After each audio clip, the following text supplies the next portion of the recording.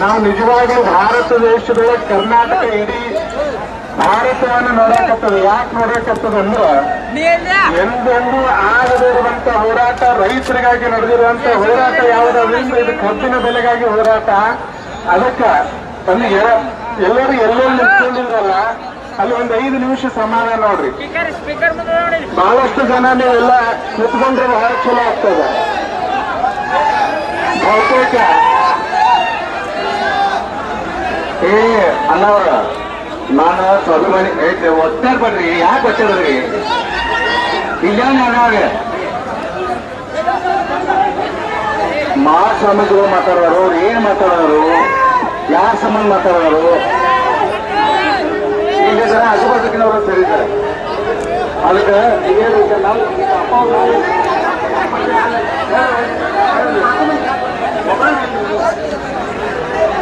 ಅದಕ್ಕೆ ಸ್ವಾಮೀಜಿ ಅವರು ನಮ್ಮ ಮಹಾರಾಷ್ಟ್ರ ನಿಲ್ರಿ. ಯಾಕೆ ಸಾಹೇಬ್ರೆ ಸಾಹೇಬ್ರೆ ನಮಸ್ಕಾರ ಇಲ್ರಿ.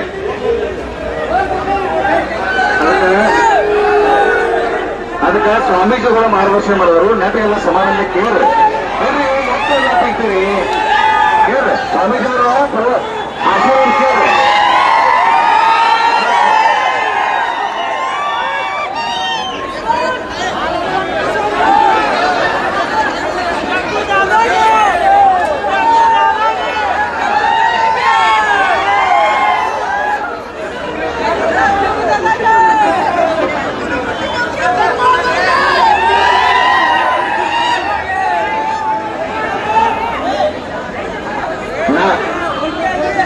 ನಾನು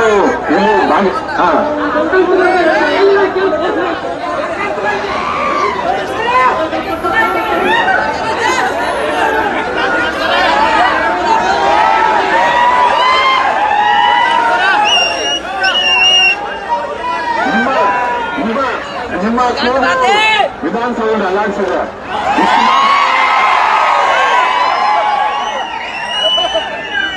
ಚಡ್ಡಿ ಒದ್ದೆ ಆಗಿದೆ.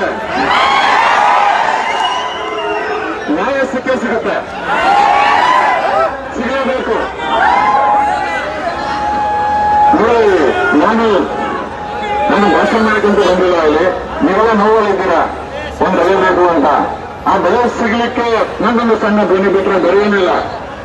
ನಾನು ಇಲ್ಲಿ ಭಾಷಣ ಮಾಡೋದಾಗಿರ್ಬೋದು ಅಥವಾ ನನಗೆ ರಾಜಕೀಯವಾಗಿ ಬಣ್ಣ ಬಣ್ಣದ ಮಾತುಗಳು ಕೂಡ ಆಡೋಕೆ ಬರಲ್ಲ. ನನಗೆ ನೈಜವಾಗಿ ಏನು ಅಂತಂದ್ರೆ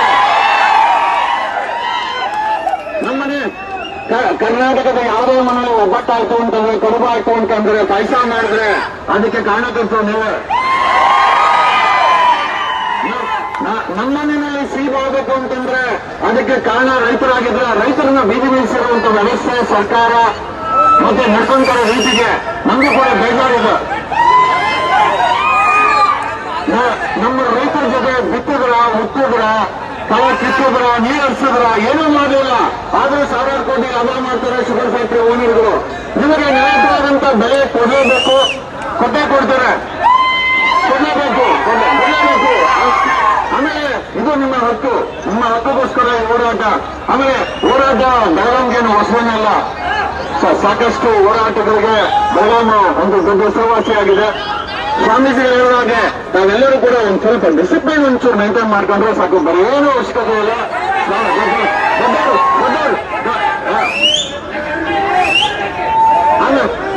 ಆಮೇಲೆ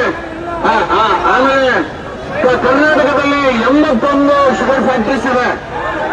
ನಾನೀಗ ಬಿಗಿ ಬಂದಲ್ಲಿ ನಂಗೂ ಗೊತ್ತಾಗಿದೆ 81 ಶುಗರ್ ಫ್ಯಾಕ್ಟರಿಗಳಿದೆ. ಅಂದು ಬ್ರಿಟಿಷ್ ಇವತ್ತು ದುಡ್ಡಿರುವಂತ ದೊಡ್ಡವರು ಶುಗರ್ ಫ್ಯಾಕ್ಟರಿ ಓನರ್ಗಳಾಗಿದ್ದಾರೆ. ನಿಮ್ಮವರಿಗೆ ನ್ಯಾಯವಾದಂತ ಬೆಲೆ ಕೊಡಬೇಕಾದ್ದು ಶುಗರ್ ಫ್ಯಾಕ್ಟರಿಗಳ ಕೆಲಸ. Sugar ಫ್ಯಾಕ್ಟರಿಗಳಿಗೆ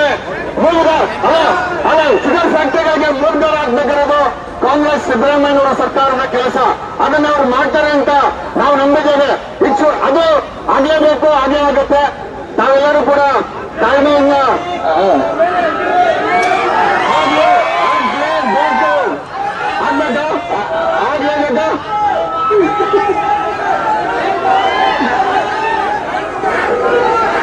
thank you sir. ಆಗುತ್ತೆ, ಬೇಕೇ ಬೇಕು, ಬೇಕೇ ಬೇಕು, ಬೇಕೇ ಬೇಕು.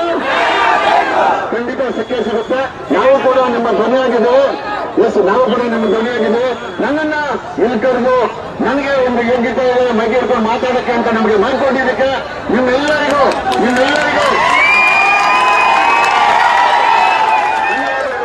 ಧನ್ಯವಾದಗಳು ತಿಳಿಸುತ್ತಾ ಒಂದೊಂದು ನಿಜ ಈ ಹೋರಾಟಕ್ಕೆ ನಿಮಗೆ ಏನ್ ಸಿಗಬೇಕು ಚಿಕ್ಕ ಸಿಗುತ್ತೆ. ಧನ್ಯವಾದಗಳು. ನಾನು ಸ್ವಾಮೀಜಿ ಹೋಗ್ತೀನಿ. ಧನ್ಯವಾದಗಳು.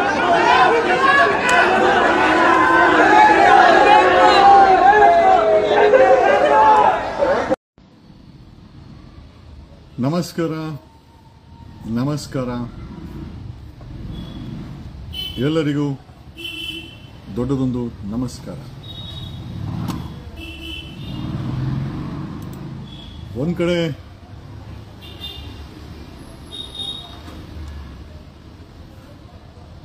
ಬೆಳಗಾಮಲ್ಲಿ ರೈತ ತನ್ನ ಕಬ್ಬಿಗೆ ನಮ್ಮ ಜೀವನದಲ್ಲಿ ಪ್ರತಿಯೊಂದು ಸೆಲೆಬ್ರೇಷನ್ ಅಲ್ಲೂ ಕೂಡ ಸಿಹಿಯನ್ನ ಮಾಡಬೇಕಾದ್ರೆ ಆ ಕಬ್ಬು ಬೆಳೆಗಾರ ಎಷ್ಟು ಇಂಪಾರ್ಟೆಂಟು. ಇವತ್ತು ಆ ಕಬ್ಬು ಬೆಳೆಗಾರ ಬೀದಿನಲ್ಲಿ ನಿಂತ್ಕೊಂಡಿದ್ದಾನೆ. ಆಮೇಲೆ ಅವನಿಗೆ ಸರಿಯಾದ ಬೆಲೆ ಸಿಗ್ತಾ ಇಲ್ಲ, ಕೊಡೋರಿಲ್ಲ. ಓಕೆ, ಲಕ್ಷ್ಮೀ ಹೆಬ್ಬಾಳ್ಕರ್ ತಾಯಿ ಮಾತಾಡ್ತಾರ, ರೈತರಿಗೆ ಅನ್ಯಾಯ ಆಗ್ಕೊಡಂಗಿಲ್ಲ. ತಾಯಿ ಒಂದಿಟ್ಟು ವಿಚಾರ ಮಾಡ. ತಾಯಿ ಒಂದಿಟ್ಟು ತಾಯಿ ಅಂತ ಶಬ್ದ ಬಳಕೆ ಮಾಡಕತ್ತೀವಿ. ಅನ್ನದಾತ ಗಾಡ್ಯಾಗ ಆಸ್ಟ್ರೇಲಿಯಾ ಕ್ರಿಕೆಟ್ ನೋಡ್ತಿಯಲ್ಲ, ತಾಯಿ ಯಾವಾಗ ಹೋಗ್ತದ ಗೊತ್ತಿಲ್ಲ. ಮಾನ್ಯ ಸುರೇಶ್ ಅಂಗಡಿ ಹೇಳೇನು ಗೊತ್ತೈತಿ? ತಮ್ಮ ಸೌಂಡ್ ಹೇಳೋ ಲಾಸ್ಟ್ ಕೇಳಿಸ್ಬೇಕು. ಸುರೇಶ್ ಅಂಗಡಿ ಅವರು ಕೋವಿಡ್ ಒಳಗ ದೆಹಲಿಯಿಂದ ಕೋವಿಡ್ ಸತ್ರ ಹೆಣ ಬೆಳಗಾವ್ ಬರಲಿಲ್ಲ. ನೀವು ಸತ್ರ ನಮ್ಮ ಜಿಲ್ಲಾದವ್ರು ನಾವ ಹೆಣ ಎತ್ತವ್ರದೀವಿ, ನಾವ ಮಾಲಿ ಹಾಕವ್ರದೀವಿ, ನಾವ ತಮಟಿ ಬಡಿಯವ್ರದೀವಿ. ನಿಮ್ ಮನ್ಯಾಗ ಅನ್ನಿಲ್ಲ ಅಂದ್ರೆ ನಾವ ಅನ್ನ ಕೊಡವ್ರದೀವಿ. ಅನ್ನ ಕಸ್ಕೊಳಂಗ್ ಮಾಡಬೇಡ್ರು,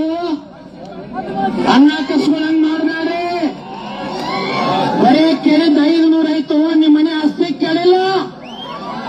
ನೀನ್ ನಾಳೆ ಸತ್ತಾಗ ಬಂಗಾರ ಹಾಕಂಗಿಲ್ಲ, ಗೋರೆ ಚೈನ್ ಹಾಕಂಗಿಲ್ಲ, ನಿನ್ನ ಕಾರ್ ಗಾಡಿ ಹಾಕಂಗಿಲ್ಲ, ನಿನ್ನ ಫ್ಯಾಕ್ಟ್ರಿ ಹಾಕಂಗಿಲ್ಲ, ನಿನ್ನ ಕೈಯಾಗ ಆಳು.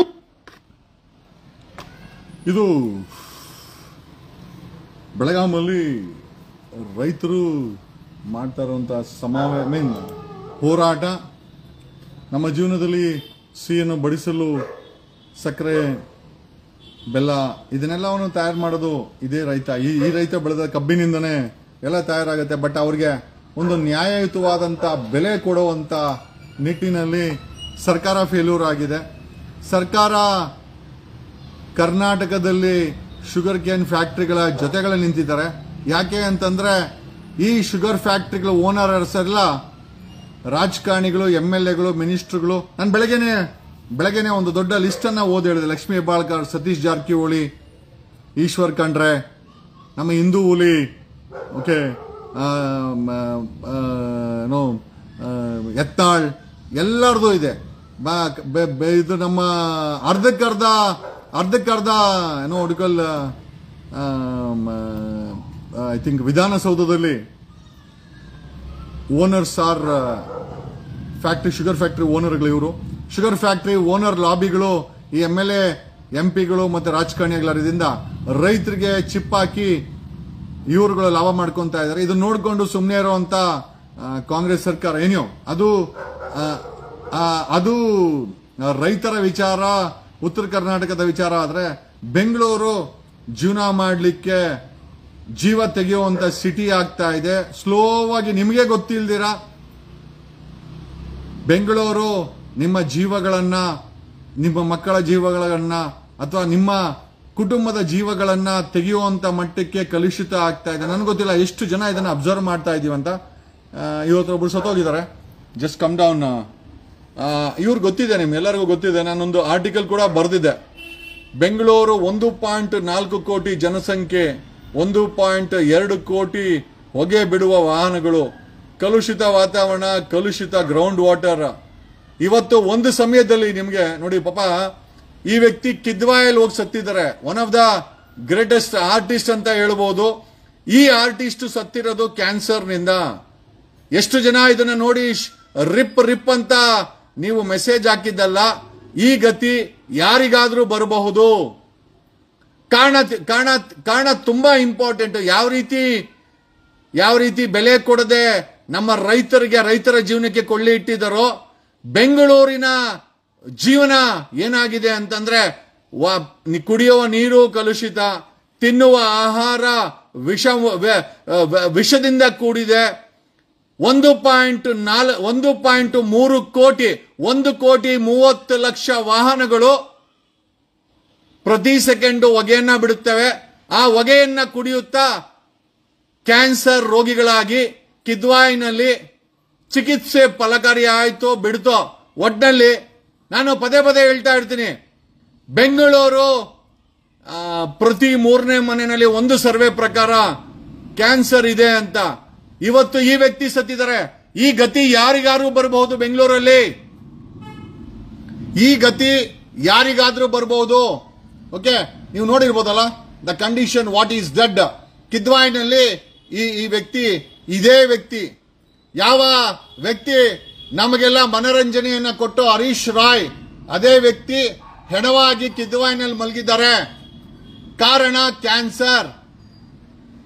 ಕ್ಯಾನ್ಸರ್ ಯಾಕೆ ಬಂತು ಅಂತ ನಾವ್ ಯಾರಾದ್ರೂ ಯೋಚನೆ ಮಾಡಿದೀವ?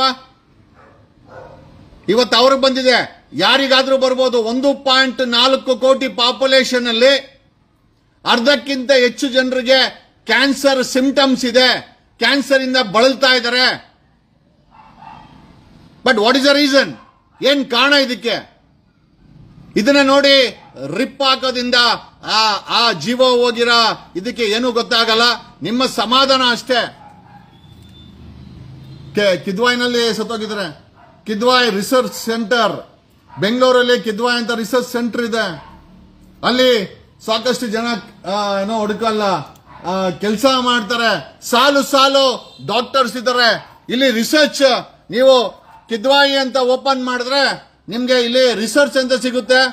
ರಿಸರ್ಚ್ ಅಲ್ಲಿ ನೋಡಿ, anaesthesia doctor Namrata Ranganath, ongoing research V B. Gowda, professor Aarti, Shashidhar, Kavita, Sumita. But ಏನ್ ರಿಸರ್ಚ್ ಮಾಡಿದ್ರು ಬೆಂಗಳೂರಲ್ಲಿ ಕ್ಯಾನ್ಸರ್ ಸಂಖ್ಯೆ ದಿನೇ ಹೆಚ್ಚಾಗ್ತಾ ಇದೆ. ಕ್ಯಾನ್ಸರ್ ರೋಗಿಗಳ ಸಂಖ್ಯೆ ಸಹ ತುಂಬಾ ಜಾಸ್ತಿ ಆಗ್ತಾ ಇದೆ. ಇಲ್ಲಿ ಹರೀಶ್ ರಾವ್ನ ನೋಡಿ ರಿಪ್ ಅಂತ ಹಾಕಿ ಕಣ್ಣೀರನ್ನ ಹಾಕಿದ್ರೆ ಎಷ್ಟು ನಮ್ಗಿರುವಂತ ಒಂದು ಸರ್ವೆ ಮಾಹಿತಿ ಪ್ರಕಾರ ಬೆಂಗಳೂರಲ್ಲಿರುವಂತ 50%ಗೂ ಹೆಚ್ಚಿನ ಜನರಿಗೆ ಆ ಸಿಂಪ್ಟಮ್ಸ್ ಇದೆ. ಆ ಸಿಂಪ್ಟಮ್ಸ್ ಇಟ್ಕೊಂಡೇ ಓಡಾಡ್ತಾ ಇದ್ದಾರೆ. ಎಷ್ಟೋ ಜನ ಕ್ಯಾನ್ಸರ್ ಇಂದ ಬಳಲ್ತಾ ಇದ್ದಾರೆ. ಕ್ಯಾನ್ಸರ್ ಇಂದ ಕೀಮೋಥೆರಪಿ, ಬೇರೆ ಥೆರಪಿಗಳನ್ನ ಮಾಡಿಕೊಂಡು, ಬಟ್ ಅಲ್ಟಿಮೇಟ್ ಆಗಿ ಈ ಕ್ಯಾನ್ಸರ್ ಈ ಮಟ್ಟಕ್ಕೆ ಜನರಲ್ಲಿ ಕಾಣಿಸ್ಕೊಳ್ತಾ ಇದೆ ಅಂತಂದ್ರೆ ಸರ್ಕಾರನೇ ಆಗಿರ್ಬೋದು, ಕಿದ್ವಾಯಿ ಮೆಮೋರಿಯಲ್ ಆಗಿರ್ಬೋದು, ಏನಾದರೂ ರಿಸರ್ಚ್ ಔಟ್ಕಮ್ ಅನ್ನ ಮಾಡ್ತಾ ಇದಾರ? ಅದಕ್ಕೆ ಒಬ್ರು ಚೀಫ್ ಇದ್ದಾರೆ, ಕಿದ್ವಾಯಿಗೆ ಚೀಫ್ ಇದ್ದಾರೆ. ನಾನು ಅವರನ್ನೇ ಮಾತಾಡಿಸ್ಬೇಕು ಅಂತ ಇದ್ದೀನಿ. I wanted to conduct an interview with the director. ಈ ಕಿದ್ವಾಯಿಗೆ ಒಬ್ಬ ಡೈರೆಕ್ಟರ್ ಇದ್ದಾರೆ, ಡಾಕ್ಟರ್, ಅವ್ರ ಜೊತೆನೆ ಮಾತಾಡಿಸ್ಬೇಕು ಅಂತಿದೀವಿ. ಬೆಂಗಳೂರಲ್ಲಿ ಯಾವ ಕಂಡು ಕಾಣದಂತ ಈ ಕ್ಯಾನ್ಸರ್ ಈ ಮಟ್ಟಕ್ಕೆ ಬೆಳಿಲಲು, ಜನರ ಬಾಡಿನಲ್ಲಿ ಉಳಿಯಲು, ಕ್ಯಾನ್ಸರ್ಗೆ ತುತ್ತಾಗಿ ಜನ ಈ ರೀತಿ ನರಳಿ ಸಾಯಲು ಏನ್ ಕಾರಣ ಅಂತ definitely mostly one word answer ಇರುತ್ತೆ, ಲೈಫ್ ಸ್ಟೈಲ್ ಅಂತ. ಲೈಫ್ ಸ್ಟೈಲ್ ಒಂದೇ ಅಂತಲ್ಲ. ಇವತ್ತು ಬೆಂಗಳೂರನ್ನ ನಾವು ಕಡ್ದು 70% ಹಸಿರಿದ್ದಂತ ಬೆಂಗಳೂರನ್ನ ಕೇವಲ 2%ಗೆ ತಂದು ನಿಲ್ಸಿದೀವಿ. ನಾವು ಮಾಡಿರೋ ಪಾಪ, ನಾವು ಮಾಡಿರೋ ಡಿಸಾಸ್ಟ್ರು ನಾವೇ ಅನುಭವಿಸ್ತಾ ಇದ್ದೀವಿ. 70% ಹಸಿರಿದ್ದಂತ ಬೆಂಗಳೂರು ಈಗ ಕೇವಲ 2%ಗೆ ಬಂದು ನಿಂತಿದೆ. ಕ್ಯಾನ್ಸರ್ ಬರ್ಲಿಕ್ಕೆ ಇದು ಕಾರಣ. ಯಾಕೆ ಅಂತಂದ್ರೆ ಮರ ಗಿಡ ಇದ್ರೆ ನಮ್ಗೆ ಆಕ್ಸಿಜನ್ ಕೊಡೋದು, ನಮ್ಗೆ ಒಳ್ಳೆ ಆಕ್ಸಿಜನ್ ಸಿಗೋದು, ಮೈಂಡು ಫ್ರೆಶ್ ಆಗಿರೋದು, ನಮ್ಗೆ ಪೊಲ್ಯೂಷನ್ ಕಡಿಮೆ ಆಗೋದು. ಬಟ್ ನಾವೇನ್ ಮಾಡಿದ್ವಿ, ನಮ್ಮ ಸ್ವಾರ್ಥ, ಮಾಲ್ ಕಟ್ಟಬೇಕು, ಬಿಲ್ಡಿಂಗ್ ಕಟ್ಟಬೇಕು, IT ಕಂಪನಿ ಕಟ್ಟಬೇಕು, ರೋಡ್ ಮಾಡಬೇಕು, ಬ್ರಿಡ್ಜ್ ಮಾಡಬೇಕು, ಕಡ್ದು ಬೆಂಗಳೂರಿನ 30 ವರ್ಷಗಳ ಹಿಂದೆ ಹೋದ್ರೆ ಈ ಕ್ಯಾನ್ಸರ್ ಕಣ್ಣಿಗೆ ಕಾಣಿಸ್ತಾ ಇರಲಿಲ್ಲ. ಕೇವಲ 30 ವರ್ಷದಲ್ಲಿ ಬೆಂಗಳೂರು ಸಿಟಿಯನ್ನ ಕ್ಯಾನ್ಸರ್ ಕ್ಯಾಪಿಟಲ್ ಸಿಟಿ ಮಾಡಿಟ್ಟಿದ್ದೇವೆ. ನಂಬುದ್ರೆ ನಂಬೋದು, ಬಿಟ್ರೆ ಬಿಡಬಹುದು. ನಾನು ಸ್ಟ್ಯಾಟಿಸ್ಟಿಕ್ಸ್ ಇಟ್ಕೊಂಡು ಈ ವಿಚಾರಗಳನ್ನ ನಿಮ್ ಜೊತೆ ಮಾತಾಡ್ತಾ ಇದ್ದೀನಿ. ನಾಳೆ ನೀವು ಅಷ್ಟೇನೆ, ನಿಮ್ಮಲ್ಲಿ ಯಾರೋ ಒಬ್ರು ಆ ಹರೀಶ್ ರಾವ್ ಪರಿಸ್ಥಿತಿಗೆ ಬರಬಾರ್ದು. ಸರ್ಕಾರ ಎಚ್ಚೆತ್ಕೊಳ್ಬೇಕು. ಡೆವಲಪ್ಮೆಂಟ್ ಅಂದ್ರೆ ಬ್ರಿಡ್ಜ್ ಕಟ್ಟೋದು, ಟನಲ್ ಅಗಿಯೋದು, ಮರಗಳನ್ನ ಕತ್ತರಿಸೋದು, ಬ್ರಿಡ್ಜ್ ಮಾಡೋದು. ಕಾರ್ ಇಲ್ಲ ಅಂದ್ರೆ ಮದ್ವೆ ಆಗೋದು ಅಲ್ರಿ. ಕಾರ್ ಇಲ್ಲ ಅಂದ್ರೆ ಮದ್ವೆ ಆಗಿಲ್ಲ. ಕಾರ್ ತಗೊಂಡ್ ಮದ್ವೆ ಆಗಿ ಈ ತರ ಕಾಯಿಲೆ ಬಂದ್ ಸತ್ರೆ 50% ಎಷ್ಟು ಜನರಿಗೆ ಈ ಕ್ಯಾನ್ಸರ್ ಸಿಂಪ್ಟಮ್ಸ್ ಬಳಲ್ತಾ ಇದ್ದಾರೆ ಅಂತ ಒಂದು ಸರ್ವೆ ರಿಪೋರ್ಟ್ ಇದೆ. ಸರ್ಕಾರ ಇದಕ್ಕೆ ಸ್ಪಷ್ಟೀಕರಣ ಕೊಡಬೇಕಾಗಿದೆ. ಕಿದ್ವಾಯಿನಲ್ಲಿ ರಿಸರ್ಚ್ ಸೆಂಟರ್ ಇದೆ. ಕಿದ್ವಾಯಿನಲ್ಲಿ ರಿಸರ್ಚ್ ಸೆಂಟರ್ ಇದ್ರು ಯಾಕೆ ಈ ರಿಸರ್ಚ್ ಸೆಂಟರ್ ಸರ್ಕಾರಕ್ಕೆ ಅಡ್ವೈಸ್ ಯಾಕೆ ಕೊಡ್ತಾ ಇಲ್ಲ? ಕಿದ್ವಾಯಿ ಇದ್ಕೊಂಡು ಬೆಂಗಳೂರಲ್ಲಿ ಕ್ಯಾನ್ಸರ್ ಪೇಷಂಟ್ಗಳು ಜಾಸ್ತಿ ಆಗ್ತಾ ಇದ್ದಾರೆ, ಕ್ಯಾನ್ಸರ್ ರೋಗಿಗಳು ಜಾಸ್ತಿ ಆಗ್ತಾ ಇದ್ದಾರೆ, ಕ್ಯಾನ್ಸರ್ ಅಟ್ಯಾಕ್ ಸಾರ್ವಜನಿಕರ ಮೇಲೆ ಜಾಸ್ತಿ ಆಗ್ತಾ ಇದೆ. ಇದಕ್ಕೆ ಸರ್ಕಾರದ ಬಳಿ ಉತ್ತರ ಇದೆಯಾ? ಕಿದ್ವಾಯಿ ಬಳಿ ಉತ್ತರ ಇದೆಯಾ? ಕಿದ್ವಾಯಿ ಉತ್ತರ ಕೊಡ್ಲೇಬೇಕು. ಯಾಕೆ ಅಂತಂದ್ರೆ ಕಿದ್ವಾಯಿನಲ್ಲಿ ರಿಸರ್ಚ್ ಸೆಂಟರ್ ಇದೆ. ನೀವು ಯಾವ ಪಿಂಡನ ರಿಸರ್ಚ್ ಮಾಡ್ತಾ ಇದ್ದೀರಾ? ಬೆಂಗಳೂರು ಈ ಮಟ್ಟಕ್ಕೆ ಕ್ಯಾನ್ಸರ್ಗೆ ತುತ್ತಾಯ್ತಾ ಇದ್ರೆ ಕಿದ್ವಾಯಿ ಏನ್ ಮಾಡ್ತಾ ಇದೆ? ಕಿದ್ವಾಯಿನಲ್ಲಿರುವಂತ ರಿಸರ್ಚರ್ಸ್ ಏನ್ ಮಾಡ್ತಾ ಇದ್ದಾರೆ? ಕಿದ್ವಾಯಿ ಕಾಂಟ್ರಿಬ್ಯೂಷನ್ ಏನು? ಅಲ್ಲಿ ಹೋಗಿ ಮಲ್ಕೊಂಡ್ರೆ ಅವ್ರನ್ನ ಸಾಯಕ್ಕೆ ಬಿಡೋದು, ಇದು ಕಿದ್ವಾಯಿ ಕಾಂಟ್ರಿಬ್ಯೂಷನ್? ಹಾಗಾದ್ರೆ ರೋಗಿಗಳನ್ನ ಉಳಿಸಕ್ಕಾಗಲ್ಲ, ಕ್ಯಾನ್ಸರ್ ಉಲ್ಬಣವನ್ನ ತಡಿಲಿಕ್ಕಾಗಿಲ್ಲ ಅಂತಂದ್ಮೇಲೆ ಈ ಕಿದ್ವಾಯಿ ಅನ್ನೋ ಸಂಸ್ಥೆ ಏನಕ್ಕೆ ಬೇಕಾಗಿದೆ? Why do require Kidwai? Why do require health minister? ಆರೋಗ್ಯದ ಸಚಿವರು ಏನಕ್ಕೆ ಬೇಕಾಗಿದೆ? ಬೆಂಗಳೂರು ಗ್ರೌಂಡ್ ವಾಟರ್ ಕಂಪ್ಲೀಟ್ ಆಗಿ ಕಂಟ್ಯಾಮಿನೇಟ್ ಆಗಿದೆ. 5.7% ಕಂಟ್ಯಾಮಿನೇಟೆಡ್ ವಾಟರ್ ಆಗಿದೆ ಅಂತ ವಾಟರ್ ಕಮಿಷನ್ ರಿಪೋರ್ಟ್ ಇದೆ. ನಾವು ಸೇವಿಸ್ತಾ ಇರುವಂತ ಗ್ರೌಂಡ್ ವಾಟರ್ ವಿಷ, ನಾವು ಸೇವಿಸ್ತಾ ಇರುವಂತ ಆಹಾರ ಅಡಲ್ಟೆಡ್ ವಿಷ, ಲೆಡ್, ಮ್ಯಾಂಗನೀಸ್, ಪ್ಲಾಸ್ಟಿಕ್ ಭರಿತವಾಗಿದೆ. ನೀವು ಕುಡಿಯೋ ನೀರು ಒಂದು ಬಾಟ್ಲಲ್ಲಿ micro plastic 2.5 lakh micro plastic ಪ್ರತಿ ದಿವಸ ನಿಮ್ ಬಾಡಿಗೆ ಹೋಗುತ್ತೆ. ನೀವು ತಿಂತಾ ಇರೋ ಎಣ್ಣೆ ಅದು ಎಣ್ಣೆನೇ ಅಲ್ಲ, it's basically petroleum by product. ನೀವು ಎಣ್ಣೆ ಅಂತ ಏನ್ 180 ರೂಪಾಯಿ 200 ರೂಪಾಯಿ ತಿಂತಾ ಇದ್ದೀರೋ ಅದು ಎಣ್ಣೆನೇ ಅಲ್ಲ.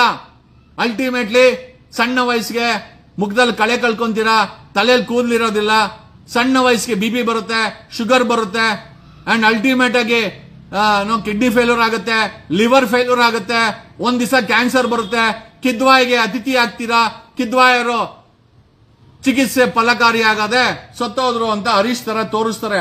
ಅಲ್ಟಿಮೇಟ್ ಆಗಿ ಏನ್ ಅಚೀವ್ಮೆಂಟ್ ಮಾಡ್ತಾ ಇದ್ದೀರಾ? It's not only about a life style. ಒಂದೇ ಜಾಗದಲ್ಲಿ ಒಂದು 50-60 ಲಕ್ಷ ಜನ ಇರೋ ಬೆಂಗಳೂರಲ್ಲಿ 1.4 ಕೋಟಿ ಜನ. ಓಕೆ, ಜನ ಎಲ್ಲನ ಬಿಡಿ, ಆಳ ಹೋಗ್ಲಿ. 1.2 ಕೋಟಿ ಗಾಡಿಗಳು ಹೊಗೆ ಬಿಡುತ್ತೆ. ಆ ಹೊಗೆಯನ್ನ ಪ್ರತಿಯೊಬ್ಬ ಬೆಂಗಳೂರಿನ ನಾಗರಿಕ ಕುಡಿತಾನೆ. The carbon dioxide emitted by every vehicle is consumed as a. ನೀವು ಬೇಕು ಬೇಡ ಆ ಹೊಗೆ ನೀವು ಕುಡಿಲೇಬೇಕು. ಹೊಗೆ ಕುಡಿದು ಆ contaminated lead water, manganese water commission report ಇದೆ, ನಾನ್ ಬಾಯಲ್ಲಿ ಹೇಳ್ತಾ ಇಲ್ಲ. ದ ವಾಟರ್ ಕಮಿಷನ್ ರಿಪೋರ್ಟ್ ಇದೆ. ಬೆಂಗಳೂರಿನ ground water is completely contaminated, completely poisoned. ಕುಡಿತೀರಾ? ಕುಡೀರಿ, ಯಾರೇನ್ ಮಾಡಕ್ಕಾಗತ್ತೆ? ಆ ಗತಿ ಬಂದಿದೆಯಲ್ಲ ಹರೀಶ್ ರಾವ್ ಅವರ ಗತಿ. ಅದು ಪ್ರತಿಯೊಬ್ಬ, ನನ್ಗೆ ಗೊತ್ತಿಲ್ಲ ಎಷ್ಟು ಜನಕ್ಕೆ ರೆಸಿಸ್ಟೆನ್ಸ್ ಇದೆ ಅಂತ. ರೆಸಿಸ್ಟೆನ್ಸ್ ಇರೋರು ಎಷ್ಟು ಜನ ಇದ್ದಾರೆ ಇವತ್ತಿನ ಜೀವನ ಶೈಲಿಯಲ್ಲಿ, ಇವತ್ತಿನ ಸ್ಟ್ರೆಸ್ ಲೈಫ್ ಅಲ್ಲಿ ಎಷ್ಟು ಜನಕ್ಕೆ ರೆಸಿಸ್ಟೆನ್ಸ್ ಸಿಗುತ್ತೆ? I am not a doctor, but ಆ ಪರಿಸ್ಥಿತಿ ನೋಡಿದಾಗ ಒಂದಷ್ಟು ವಿಚಾರಗಳನ್ನ ತಿಳ್ಕೊಂಡು, where is the research going? Kidwai research ನ ಸರ್ಕಾರ ಡಿಮ್ಯಾಂಡ್ ಮಾಡಿದ್ಯಾ? ಏನ್ ರಿಸರ್ಚ್ ನಡೀತಾ ಇದೆ ಕಿದ್ವಾಯಿಲಿ ರಿಸರ್ಚ್ ನಡೀತಾ ಇದ್ರೆ ಏನ್ ಸಜೆಷನ್ ಕೊಟ್ಟಿದ್ದಾರೆ? ಬೆಂಗಳೂರಲ್ಲಿ ಯಾರಿಗೂ ಬೇಕಾಗಿಲ್ಲ. ಏನೋ ಈ ರೀತಿ ಸಾವು ಬೇಕು, ಬಟ್ ಈ ರೀತಿ ನರಳಿ ಕ್ಯಾನ್ಸರ್ ಬಂದು ಸಾಯುವಂತ ಅವಶ್ಯಕತೆ ನಿಮಗಿದೆಯಾ? ನೀವೇ ಯೋಚನೆ ಮಾಡ್ಕೊಳ್ಳಿ. I am the last person to comment on this. I love you all. ನನಗೆ ನಿಮ್ಮನ್ನೆಲ್ಲ ಕಂಡ್ರೆ ತುಂಬಾ ಇಷ್ಟ. ಅದಕ್ಕೋಸ್ಕರನೇ even not being a medical person, not being a medical expert, not being a doctor, but still ಒಂದಷ್ಟು ಸಣ್ಣ ವಿಚಾರಗಳನ್ನು ರಿಸರ್ಚ್ ಮಾಡಿದಾಗ ನಮಗೆ ಗೊತ್ತಾಗಿದ್ದೇನು ಅಂತಂದ್ರೆ, ಪ್ರತಿದಿನ ಬೆಂಗಳೂರಲ್ಲಿ ಕೂತ್ಕೊಂಡಿರುವಂತಹ ವ್ಯಕ್ತಿಗಳು 1.3 1 ಕೋಟಿ 30 ಲಕ್ಷ ವಾಹನಗಳು ಬಿಡೋ ಕಾರ್ಬನ್ ಡೈಆಕ್ಸೈಡ್, ಕಾರ್ಬನ್ ಮೋನೋಆಕ್ಸೈಡ್ ಗಳನ್ನ ನಿಮ್ಮ ಶ್ವಾಸಕೋಶಕ್ಕೆ ತಗೊಳ್ತಾ ಇದ್ದೀರಾ. Every day you are breathing only carbon dioxide. And you may ask, ಇಲ್ಲ ರೀ ನಾವು ಆಕ್ಸಿಜನ್ ಎಲ್ಲಿದ್ದಾರೆ? 70% ಹಸಿರಿದ್ದಂತ ಬೆಂಗಳೂರನ್ನ ಕಡ್ದು they have reduced to only 2%. Indian Institute of Science ಹೇಳಿದೆ, ಬೆಂಗಳೂರು ಇಸ್ ಸ್ಯಾಚುರೇಟೆಡ್. ಬೆಂಗಳೂರಲ್ಲಿ ಬಿಲ್ಡಿಂಗ್ ಕಟ್ಟಿದ್ರೆ ನೀವೇ ನಾಶ ಆಗ್ತೀರ ಅಂತ. ಈಗ ಬಿಲ್ಡಿಂಗ್ ಬಿಟ್ಟಾಕಿ ಟನಲ್ಗಳು ಮಾಡಿ ಇನ್ನ ಬೆಂಗಳೂರನ್ನ ನಾಶ ಮಾಡೋ ಮಟ್ಟಕ್ಕೆ ಕೊಟ್ಟಿದ್ದಾರೆ. ಜನರಿಗೆ ಆರೋಗ್ಯನೇ ಇಲ್ಲ ಅಂತಂದ್ರೆ ಆ ರಾಜ್ಯ ಆಗಿರ್ಬೋದು, ಆ ಸಿಟಿ ಆಗಿರ್ಬೋದು, ಆ ದೇಶ ಆಗಿರ್ಬೋದು, ಏನ್ ಮಾಡಿ ಏನ್ ಪ್ರಯೋಜನ? ಒಂದು ಸಣ್ಣ ಭೂತಾನಲ್ಲಿ ಜನರು, ಒಂದು ಸಣ್ಣ ಸಿಕ್ಕಿಂ, ನಮ್ಮದೇ ಭಾರತದಲ್ಲಿ ಒಂದು ಸಣ್ಣ ರಾಜ್ಯ ಸಿಕ್ಕಿಂ, ಆರ್ಗ್ಯಾನಿಕ್, ಅವರು ಯೂರಿಯಾ ಬಳಸಲ್ಲ, ಪೆಸ್ಟಿಸೈಡ್ಸ್ ಬಳಸಲ್ಲ, ಈ ರೀತಿ ಅನ್ಸೈಂಟಿಫಿಕ್ ಅಪ್ರೋಚ್ ಗಳನ್ನ ಮಾಡಲ್ಲ.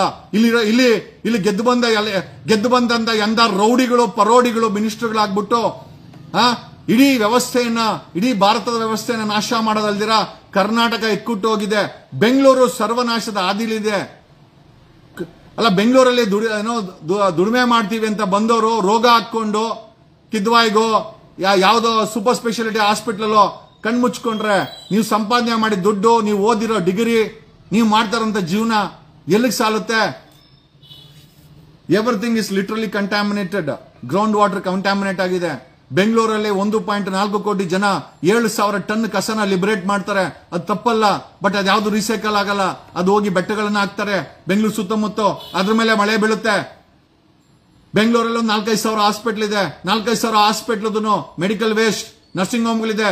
ನರ್ಸಿಂಗ್ ಹೋಮ್ದು medical waste, airport waste, bio waste, human waste, ಪೀಣ್ಯದಲ್ಲಿ ಇಂಡಸ್ಟ್ರಿಯಲ್ ವೇಸ್ಟ್, ಎಲ್ಲಾ ವೇಸ್ಟ್ ಎಲ್ಲೋಗುತ್ತೆ?